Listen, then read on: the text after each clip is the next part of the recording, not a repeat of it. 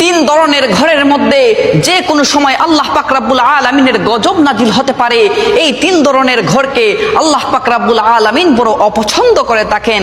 এক নাম্বার হচ্ছে যেই ঘরের মধ্যে নারীর আওয়াজ পুরুষের তুলনায় উচ্চ হয়ে থাকে, সেই ঘরের মধ্যে প্রতিদিন 70,000 ফেরেশতা লানত পাঠিয়ে থাকে।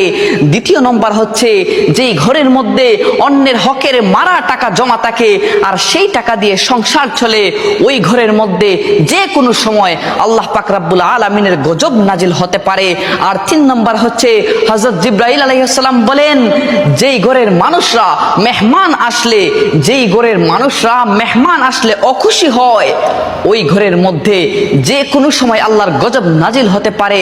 যদিও নামাজ পড়া হয় ওই ঘরের মধ্যে, ফেরেশতারা সওয়াব লেখেন না, নামাজের সওয়াব লেখেন না। নাউজুবিল্লাহ। আল্লাহ পাক রব্বুল আলামিন এই তিন ধরনের বৈশিষ্ট্য থেকে আমাদেরকে যেন